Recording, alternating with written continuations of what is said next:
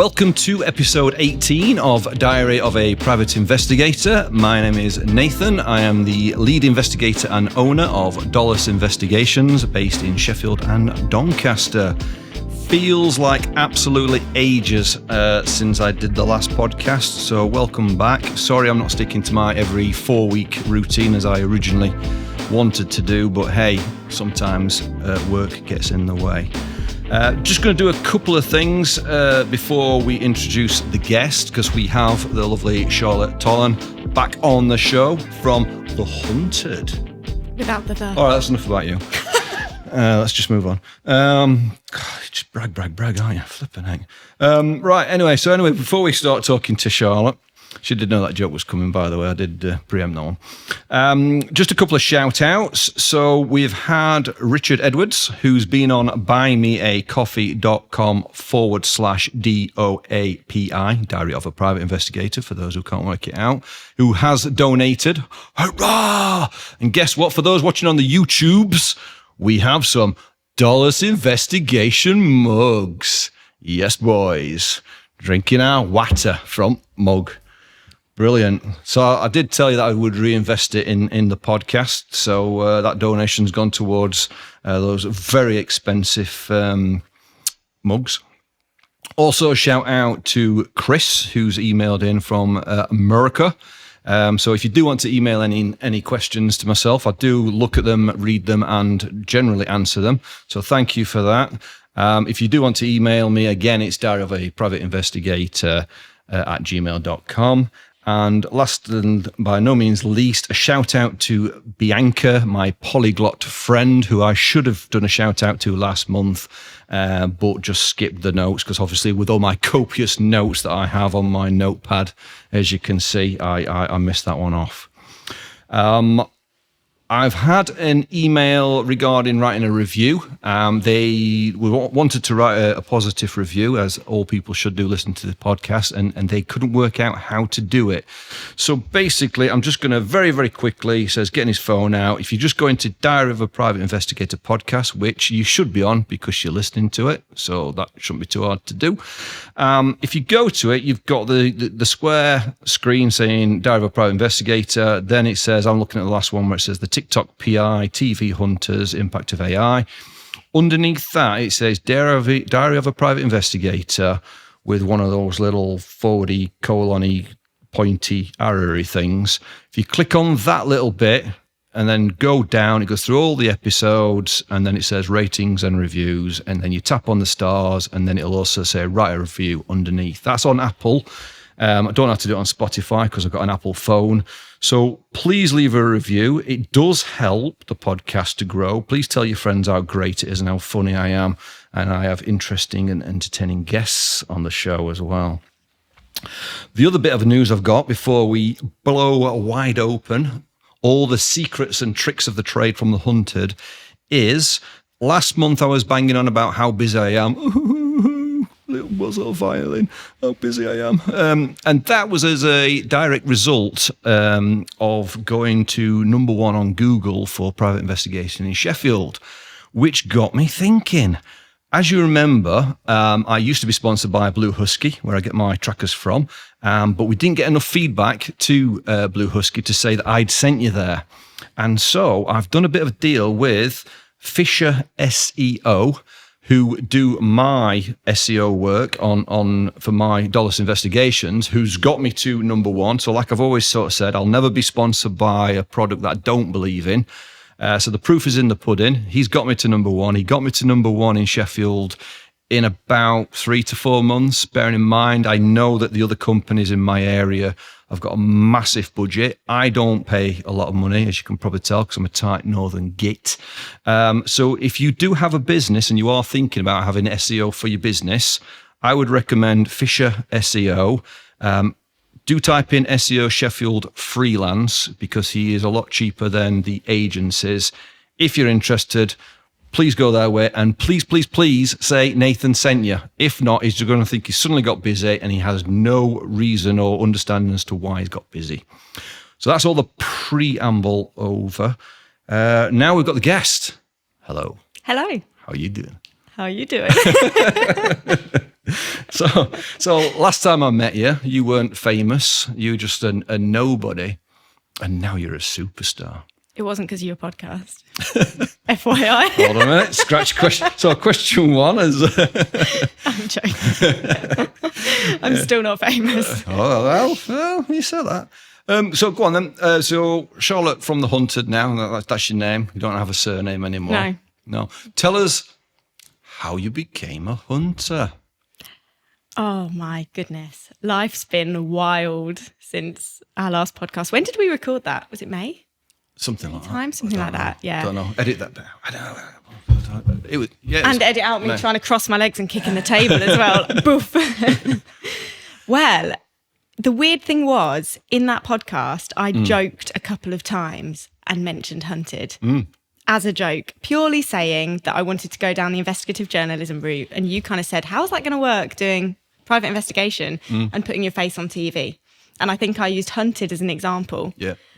Genuinely no idea that they were even ever going to film another episode again. I had totally beyond me. Just watch it every now and then. That was it.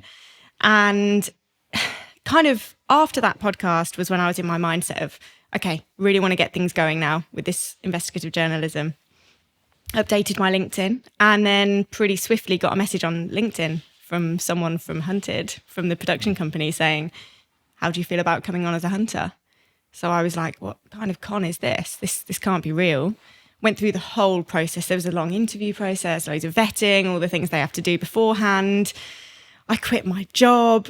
And even at the point where I quit my job, I hadn't been confirmed on the show. And the day I left that office, which was a story in itself, you know this. I may be aware. You may be aware. I then had the confirmation through to say, join us for training and you're on the show. So did you quit your job because of The Hunted? I did. Big steps. And that was before you were confirmed as a hunter. So if you hadn't have been confirmed as a hunter, if they'd got somebody who's probably slightly older, male, just as good looking and just as fit, who also does podcasts, if they'd have got on instead of you, then what would you have done for a job? What I'm doing right now, because I had 5 weeks of filming and then I've stepped into the PI world as self-employed from the get-go, and it's actually been really fruitful and really good. So would kind of still have ended up here just without those stories to tell and without that kind of, credibility. So they obviously contact you because of LinkedIn, not because of the podcast. Yeah. Massive coincidence. That's disappointing. That's what they told you, though, but obviously, clearly they listen.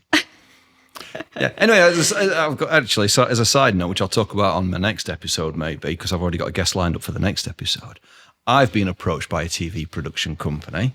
True story. You've kept this quiet. Well, I can't tell you everything over a coffee before we meet, can I? And I've been approached by an author. True story, because I know you're looking at me thinking, absolute, I can say bollocks because we've got an over 18 rating. Have we? Yeah. So you can swear. So you can stop acting posh and you can be a potty mouth like you are before we record. Have you watched Hunted? I think I'm one of the only hunters on there that doesn't swear. Okay. Well, you're obviously, you have a TV voice and then you have a working with Nathan voice. Because I'm pissed off most of the time. I'm going to say, I do that to people. Anyway, that's enough about me and my fame. So you were spotted through LinkedIn. Yes. What kind of questions did they ask you when they interview you? I actually got interviewed twice because, I think they do 2 interviews anyway. So I had a phone call at first and then a video interview with one producer and then another video interview. And I hadn't heard anything for a week and I was getting anxious because by that point it was starting to feel pretty real. And, you start kind of planning your life around leaving a job and things like that. And eventually I had a message saying, can we interview you again? Because we really like you, but we think you're too nice. And we want to see a bit more of an angry side to you.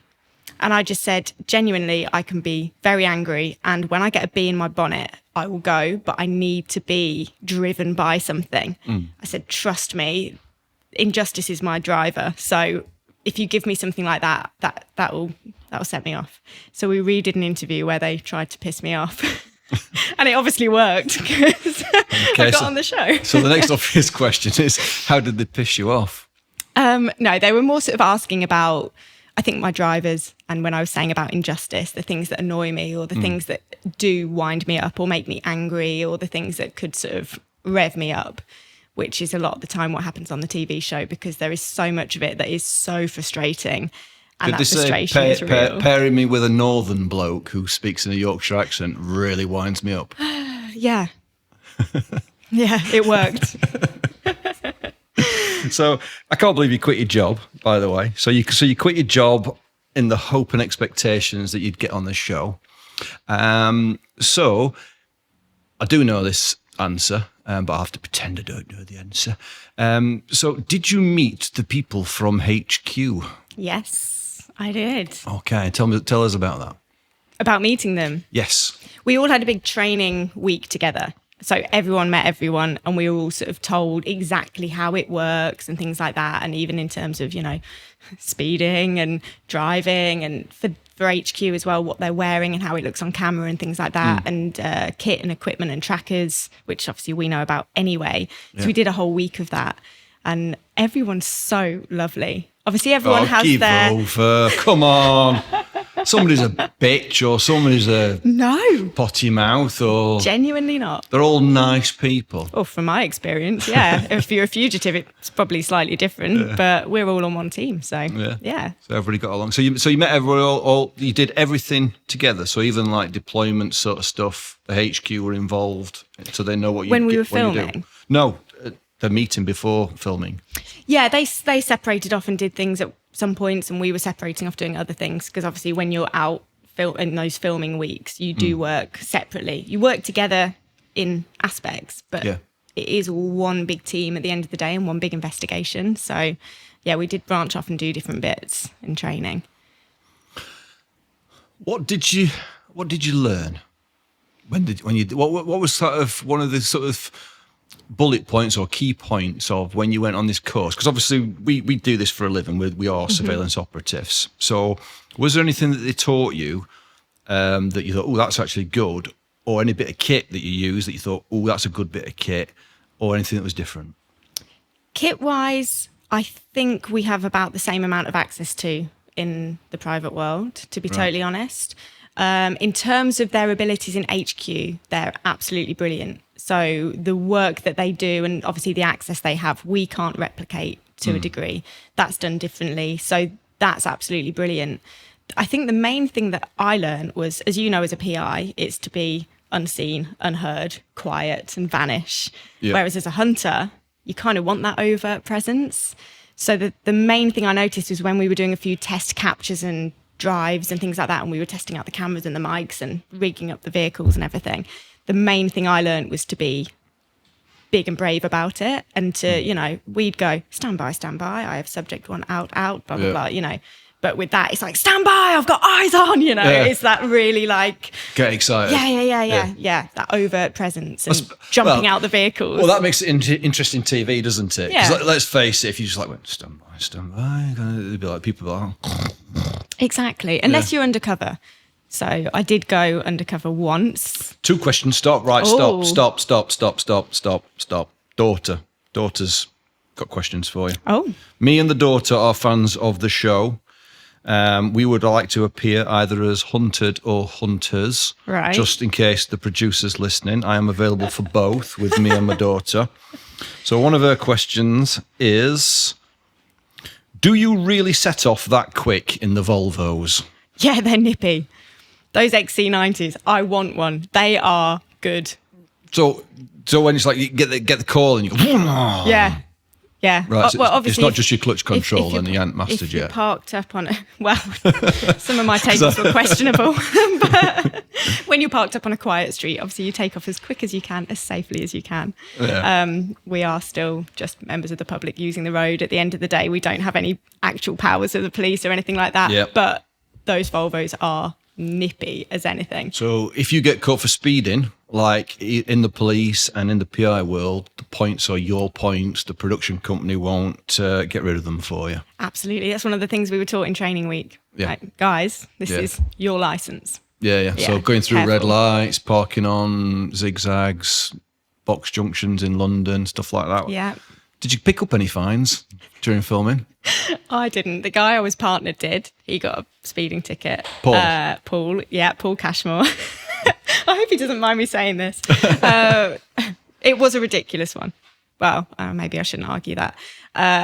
The funniest thing that did happen was we stormed what we didn't realise was a military base. I'm not going to give too much away because that hasn't aired yet. It's for the next series. Yeah. And a load of armed police approached us and were like, you just tried to gain access via this gate and you can't go in through that gate, but you've got cameras rolling. What's going on?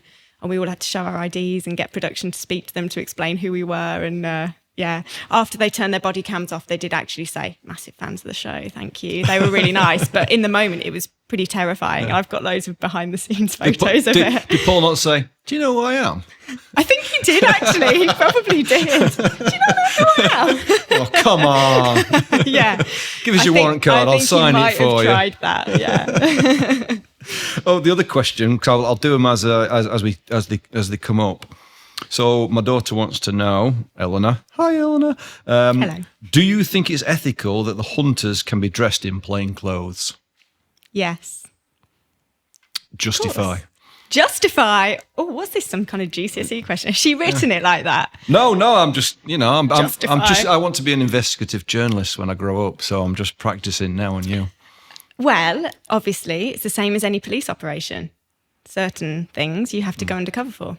And that's what we do. And we tend to utilise the new hunters for that because the faces aren't recognised if they've not been, shown on TV before. So double cheating then. Really? Giving it to the newbies so they're not recognised. I wouldn't go that far. I think it's clever.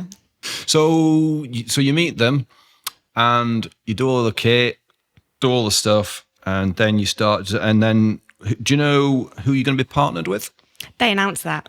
So they have a big presentation up and they announce who the hunters are, who your pairings are, who everyone is in HQ, and who your production crew are that are going to be with you. So they do like a big thing. So we were first. It's like Team Alpha, Charlotte and Paul.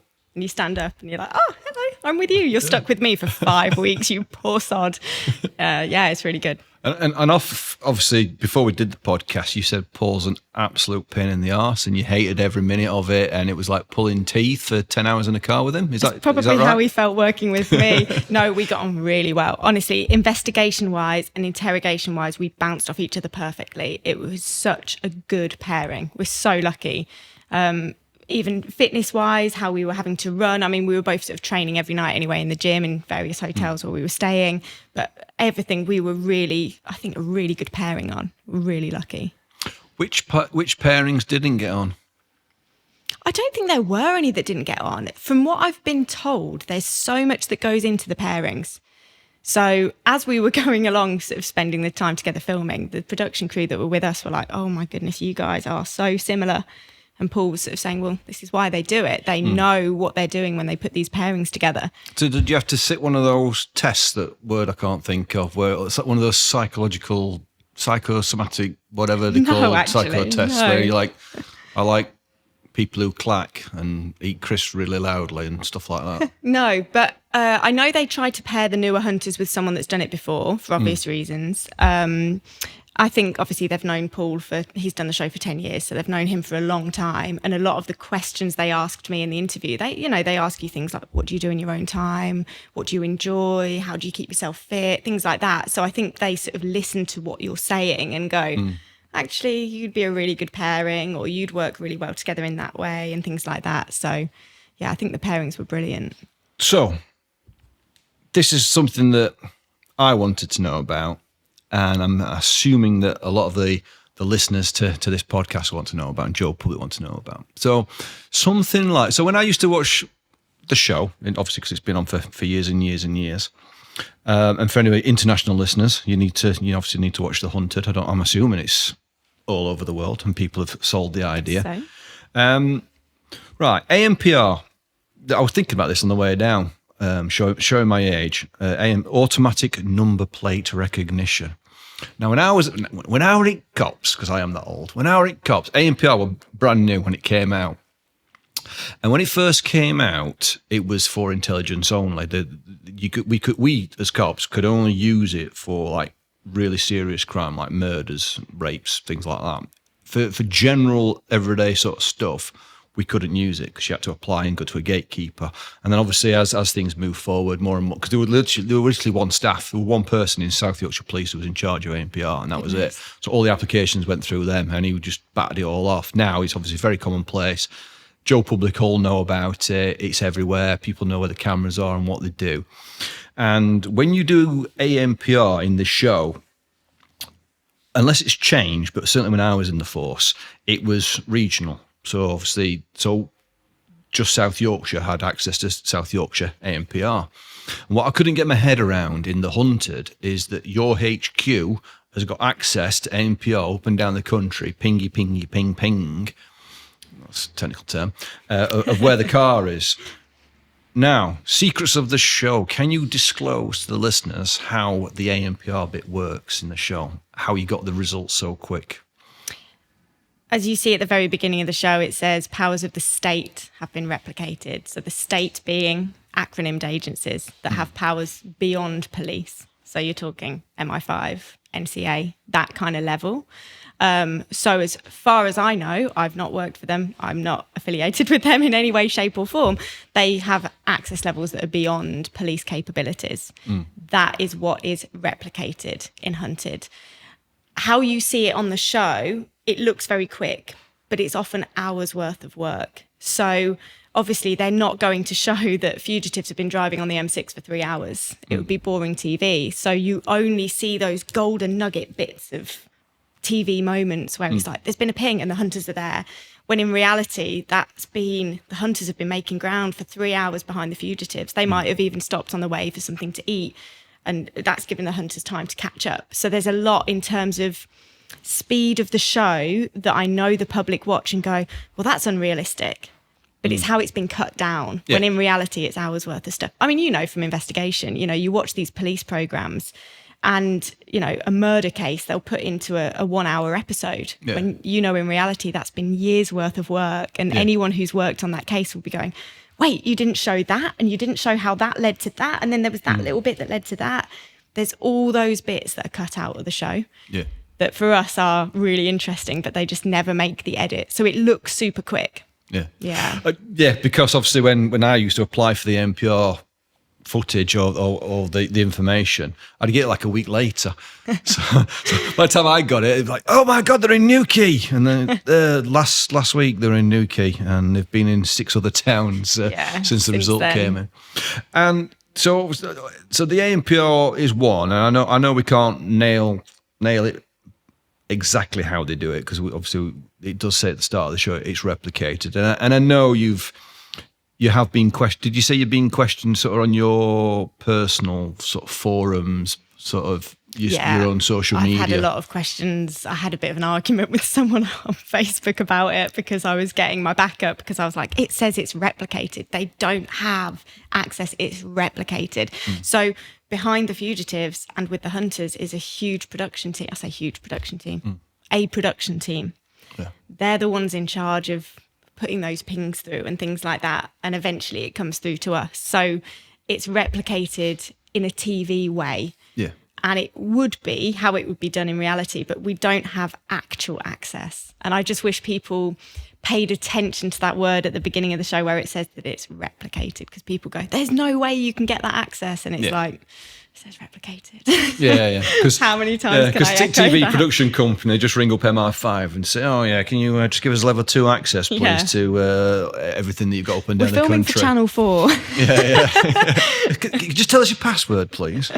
And I mean, obviously, and that goes as well for CCTV, because again, obviously, when you get the CCTV on the show, it's generally pretty quick. But you obviously got to understand that you've got to be there on the ground and see the CCTV, and then you were sort of saying you apply for the CCTV footage, and not everybody will give you, or even with the cops and certainly in the PI world, not everybody will give you the CCTV even if they've got it. So there's you've obviously got ways around that. Yeah, and that did happen on the show. So your investigation carries on as normal, and then your ground hunters will turn up to somewhere. Say there's been a credit card ping, or there's been an ANPR ping nearby that's put them into an area. That's where your ground hunters are then sent out to do the investigations. And we go around with our work phones and we photograph, right, CCTV there, ping it through to HQ, and then they'll try and get a feed. And there are shops that go, no, we're not going to give you access to that. Some little shops they do, and they will. Others where it's been replicated, again, we've got access to that. But it's, again, that's a huge investigation that makes it look really quick when it could be a day apart. So it could be that the fugitives have made a transaction one day and we actually turn up the next day. But the way it's cut, it will look like the same day because, again, they're not going to show all the boring bits in between and all those little bits of investigation that just aren't good TV. Yeah. You talking to shopkeeper. Yeah, they're not interested. People don't want to see that. Yeah. You have some really good chats with people. We've done some really good interrogations that don't make the cut because it's just not good enough. I mean, these people are on the run for 21 days. And if you think in that time, you've got all those cameras in HQ, you've got all those ground hunters and all their footage and all the fugitives footage, and they're all doing their own things and their own journeys with their own people. And that's a lot of footage to cram into a short show at the end of the day. So a lot is cut out that is what we think is interesting. And then that makes people from the public go, well, how did that happen? Why is that so quick? Yeah, I think when you're watching it, you have to kind of just take a step back and sort of try and work out how they're doing it. But obviously, we've got a better idea of what we actually can do and what's on TV. So, go on. Did you watch the show back yourself? I did, yeah. I actually missed a couple of episodes and had to catch up with them the next day because I was on a job. So it was really frustrating because people are messaging you going, oh my God, I've just seen this, or how did that happen, or what happened there? And you're like, I don't know what you're talking about. I'm sat in a bar in Knightsbridge waiting for my subject to appear. I don't know what you're talking about. But yeah. I was that close to texting you on the night where the two women, the mother and the daughter, were on the bus. Saffron and Dion. And you lost them on the bus. I was like that close, but then I thought you could be working, you could be with your partner, or you could be doing anything. You don't need a text from Nathan going, you're shit. I did watch that show that night, and you could have done that. I was kind of waiting for you to rip me about that, to be fair. Yeah, it was tempting. See, that is where an episode like that where we lost the bus. So frustrating and it's frustrating for us because obviously you've got the ANPR and you've got the camera access, which is powers of the state have been replicated. The one thing you can't replicate is blue lights, speeding and parking in restricted areas. So we get to Stansted and we could not park in that coach park. So by the time we've got into a car park and ran, they've gone because that's an aspect you can't replicate. Yeah, well, they didn't give you the benefit of that, showing that on the TV program, did they? No, they didn't. They kind of like went, oh, look, we're directly behind them and we're following them. And obviously the two women are like going, oh my God, that's directly behind us. And then next minute, they get off the bus, catch another bus, and obviously. Yep. And again, we'd been following them for about 3 hours that day. We'd been behind them for so long. So yeah, it was a very frustrating ending. Did you not catch somebody else as well the week after? I seem to remember. Are you asking me to rub it in, or are you asking me because you want to know? I can't remember. I've just got this thing at the back of my head thinking, went it 2 weeks on bounce where you just didn't catch somebody? Team near miss. Was it Shaq in the barber shop?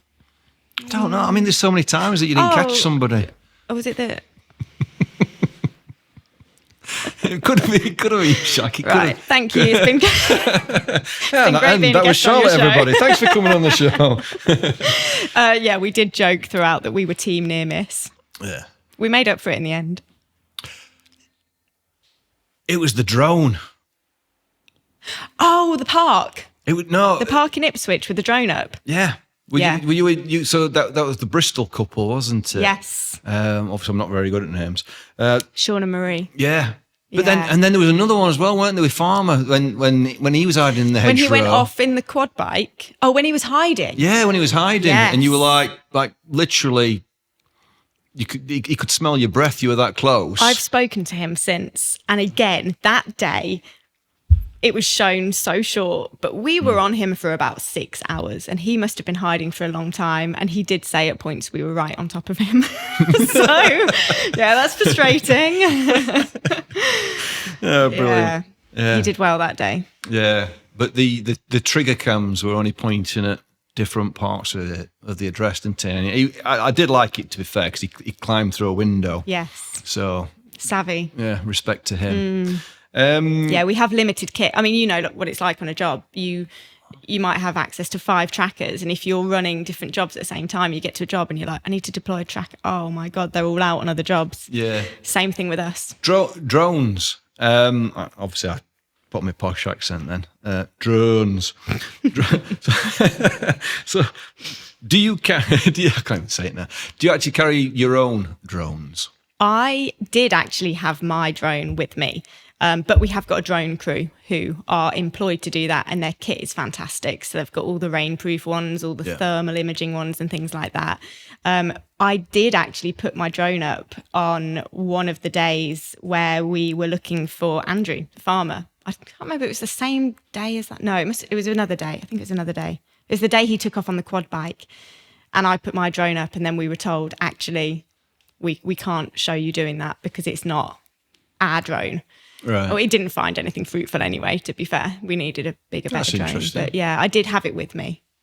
So you could use it, but they didn't show it because it wasn't their drone. Sort of TV agreed. Yeah, I had it with me just because I wanted to get some cool shots at times when, you know, driving shots and things like that, if we were waiting for deployment and stuff like that, just for my use. How many drone pilots work for the show? One mainly, and then there'd be one who would cover on his days off. Right. Because obviously you've got, what was it, six teams, 7 teams? 7 teams of hunters on civilian, yeah. Up and down the country. So you're going to have to have a certain bit of pre-planning or just look where Mr. Drone Pilot was. Honestly, who needs him? Jason, the drone pilot, that poor guy, the mileage he put in, I don't think he slept. He was all over the place. And he would be deployed from one place to the next, and you'd see him and he'd be shattered because he'd be like, I've just driven all the way from here. And again, this is where the TV, the way it's cut, it looks like he's there and then he's there, and it looks like there's loads of drone pilots, but it's one guy who's put all that mileage in, but obviously all that in between bit is cut out just to give the little golden nugget bits. But yeah, he was run ragged, poor guy. When you watch the show back, how edited are the near misses? Because there always seems to be a case, I just nearly quite got them. Did you watch it back and go, well, actually, we were a bit far away then, but you know what? It looks good. There were so many things where we're like, actually, we didn't realise we were that close. You know you're close, but you don't know exactly how close you are until you watch it back and go, oh my goodness, they were right there. I when you're filming it, when you're in that moment, you know it from a job. Like there's so many things that happen that's such a like, whoa moment. Yeah. That's what those near misses are like. Especially if you've had when Andrew took off on the quad bike. I think we'd been driving around various farms for a good couple of hours.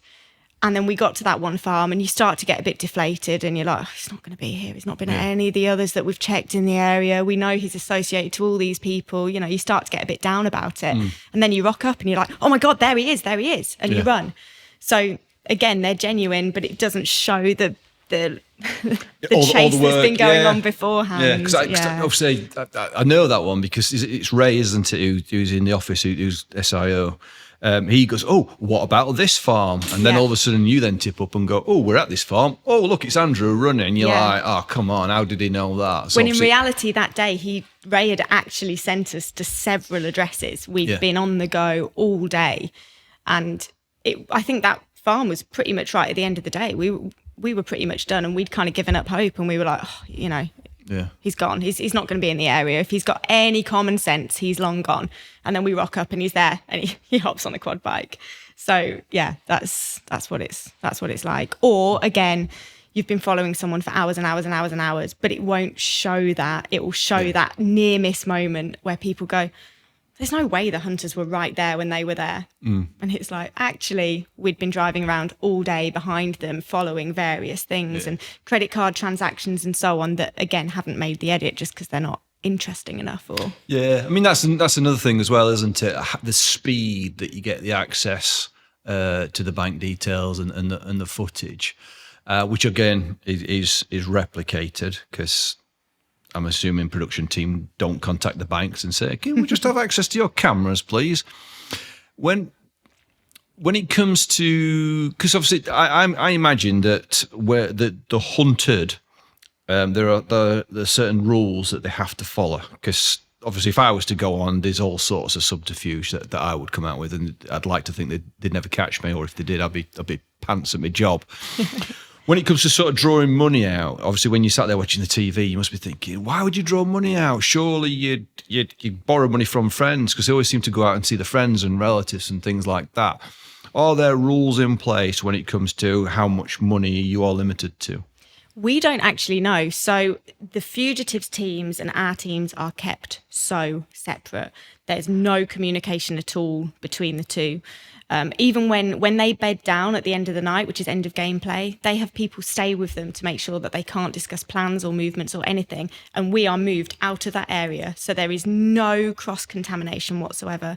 So there's no discussion of anything like that. So I genuinely do not know if they're told to do things like that, if they're coaxed into it. I don't know about that. I wish I did. Be good for us to know. Oh, yeah, because obviously another question that I've got from the daughter is when they go on social media to goad the hunters, is that something that they're prompted to do? I don't know.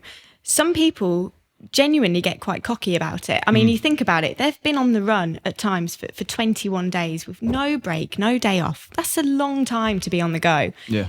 And I think it does get to the point where they're like, I'm invincible. Yeah. I mean... Or I'm bored, I want a bit of sport. Yeah, probably. I mean, you see it. There was, there's times where the capture of Saffron and Dion, the mother and daughter, you had 3 teams of hunters on them. So there's other parts of the country that obviously there's no ground hunters on. And the fugitives don't know that, but they're probably like, well, we feel pretty cool here. So let's do something. We're bored. I think they want the chase in the end. They want the adrenaline. Yeah.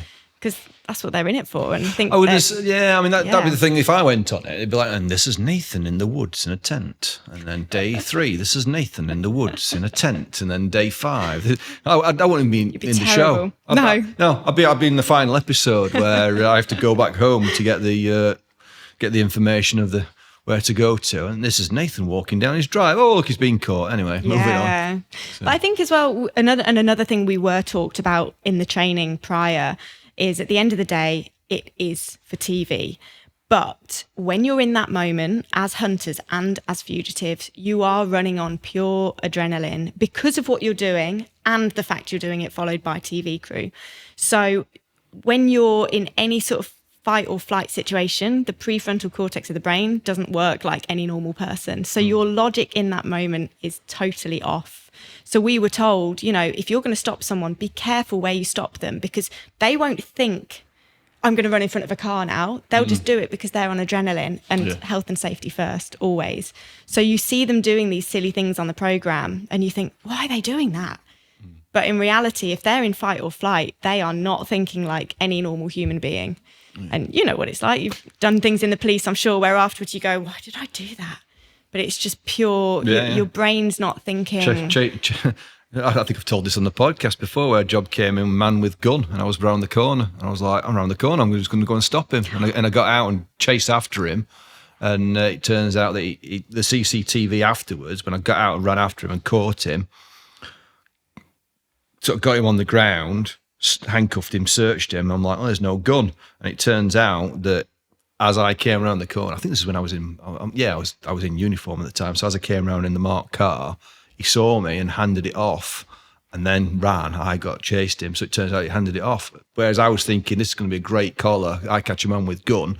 Everybody in the in HQ was like, he's going to get shot. Stand off. We need arm response. Whereas I was like, I'm big, hard, northern I'll go and capture him. Your prefrontal cortex wasn't working normally, you're not thinking logically. You're thinking out of pure adrenaline in that moment. This is why I joined. Yeah. To lock up bad people with guns and stuff, not thinking that if you turned around and got a gun, I'd have gone, done a bit of a moonwalk back into a patrol car. Nothing to see here, nothing to see. But that's when you get the adrenaline crash afterwards, and you get the shakes, and you feel tired, and you get emotional, or you get upset, and that's I was only upset I didn't get the collar.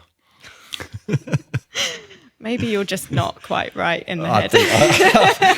I think you and everybody that listens to this and everybody who knows me knows I'm not wired in right.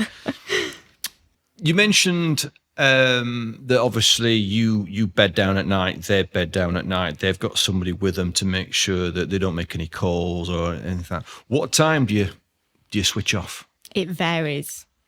They are long days. We are doing crazy long days, and same for those fugitives. So they call it gameplay hours. So it will often be I can't even remember, like 8 till 8 or something like that. It's like a 12-hour day, and sometimes it's extended. If you're right on top of someone, you're running through a field and you're like, oh God, they're going to end in a minute. You don't just want to stop here. Yeah, that'll be like extended gameplay. Keep going. Yeah, you're not just going to stop there and pick it up the next morning. There is a cut-off point where for them, they can't make any movements or any arrangements. They can't discuss anything like that at all. And it's the same for us hunters. We can't really strategize or anything like that after that. HQ are all like gone back to the hotel, feet up. So it does vary then. There's no like set time that it finishes. It's kind of each day. It's like, right, Yeah, it does vary. I know when we were filming Civilian, which obviously is the one that's most recently come out, again, the TV edit will never show how crazily hot it was on some of those days. So some of the hours were varying depending on how hot it's been and things like that. And again, health and safety is important. It is a show at the end of the day. So making sure that everyone has had water and sleep is so vital, because you can never show on TV how hot those days were. And we're in blacks and we're running, and it's insane. And your little bulletproof vests with no Kevlar in. They've got mic packs in. I tell you what, the mics and the cameras, and you're rigged up. It's all kicking out heat. It's so hot. When you're trying to run, it's quite heavy, and it's hot outside. It's intense. It just reminded me actually, because when we had that job abroad, that I talked about on one of the episodes. Obviously, you told me, guess what? I've been on the Hunted, and so we had a good chat about it and learned some secrets and stuff like that, and had some good gossip. I got back and went, right, I need to start running again. Did you? Did you really? Yeah, I got back on the running, because obviously I go in fits and starts with my fitness. Sometimes I'm in the gym, sometimes I'm doing loads of running, sometimes I'm just working and don't do anything.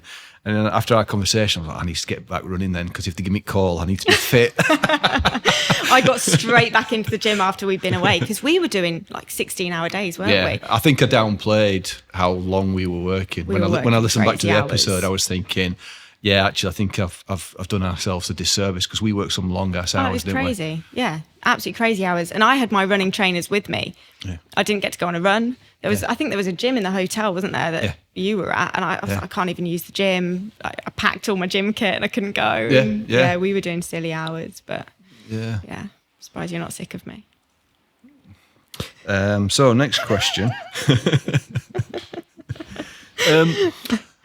So have you been recognised since the show aired? No, I've had a few looks. I've had a few people that are like, they double take, but I don't dress day to day anything like I do on Hunted. I think it's the combination of the cars and the blacks that make us recognisable. Like when we were filming, and the film crew behind you. Film crew, when we were filming, you get out the Volvo dressed like that, and people would be like, "Oh my god, it's the Hunters," But day to day, not for me, not from the one, not from the one series. No. Do you fear, because obviously I know you do surveillance currently, do you fear that being on TV will hinder you doing surveillance? Not at the moment. That's a bridge I might have to cross further down the line. I guess if it gets to the point where I'm that recognised, then I probably won't need to do surveillance in the capacity that I'm doing. I'd be focusing on the other things I want to focus on. So at the moment, it's all right. I can sort of juggle it. As a woman, you can mix up your appearance anyway.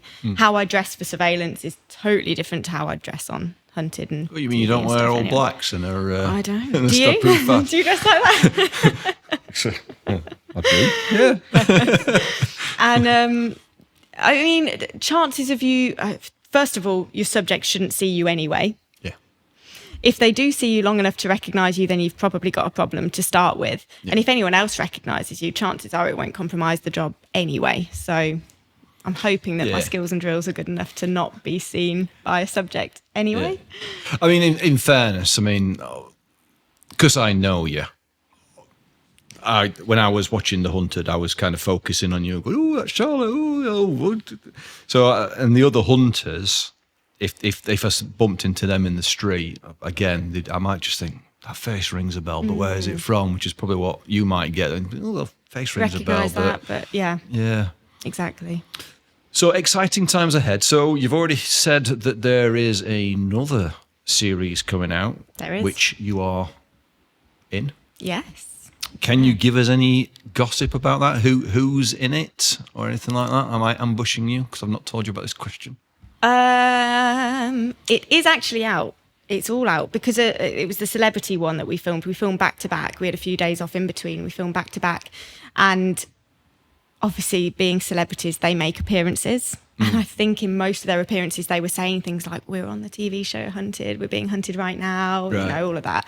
So I think most of them had ended up with some sort of public appearance anyway. So it is all out there. Right. I'm not going to reel them all off. It is all out there. But as far as we know, that comes out some point in the new year. So that'll be good. All right. So maybe just after Christmas then, or Christmas Hopefully. special or something like that. I don't think it'll be that soon, but I'm not sure. Even the last one, we were all waiting. We'd been told, ballpark maybe October. And it was only about 5 days before we got an email saying, right, it's going out on this date and here's the press shots that you can share. And we were like, oh, goodness. Okay, it was that quick.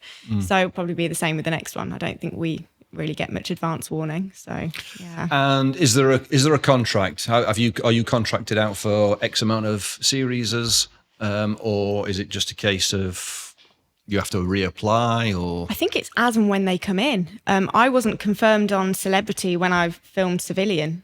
So all I was confirmed on was Civilian, and I was asked if I was available for the Celebrity filming dates, of which I was, because I quit my job. I was like, strangely enough, please. In fact, I messaged them about 4 times when we were filming saying, I'm still available. Do you need me, please? Need me to work. And it was on the extraction day of Civilian that I got a message saying, can we confirm you for Celebrity? So I think that's kind of how it works. I don't think it's necessarily that you're contracted. I think so many of the hunters, they're all doing their own things. They're all doing their own talks, their own exhibitions, and all of these, crazy things that they do alongside it.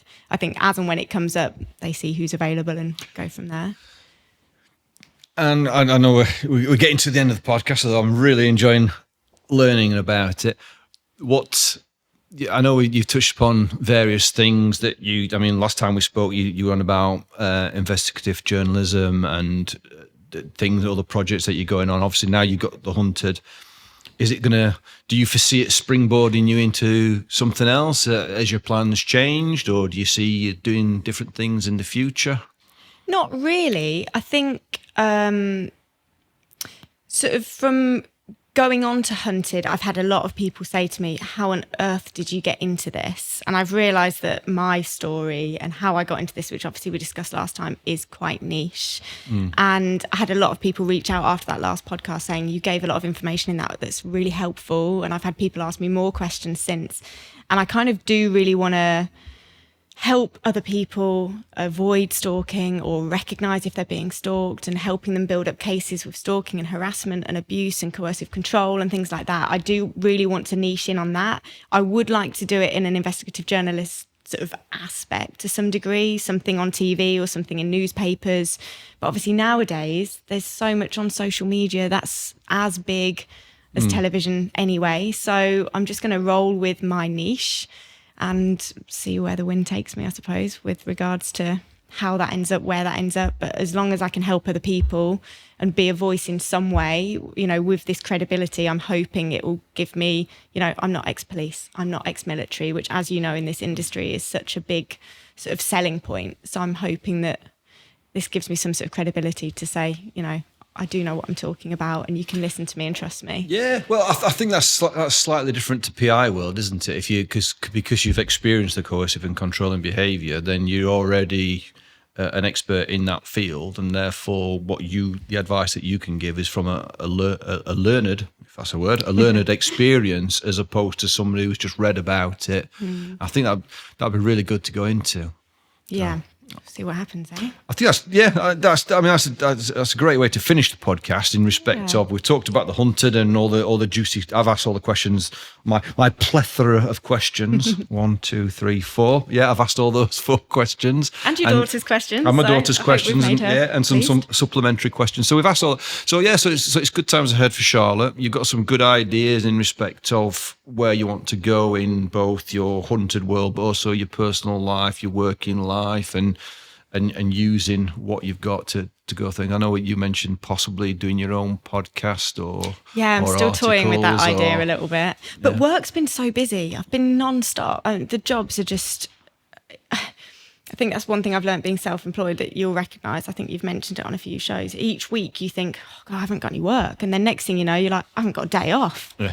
So, you know, I've got all these ideas, but I kind of need the time to do them. But I'm just sort of taking work and spreading my wings in so many different areas at the moment. Yeah. Enjoy it while you can, because Christmas is around the corner, and traditionally that's when we start to slow down in this industry. Yeah, you warned me about that. Yeah. So I think, hopefully you've got the money in the bank to get you through the Christmas. Let's hope, eh? Yeah, brilliant. Charlotte, thank you very much for coming on. Thanks for having me again. No worries. It. No worries. I hope everybody enjoyed it. Just to go over everything again, please, if you've listened to the show and you enjoy it, leave a 5-star review.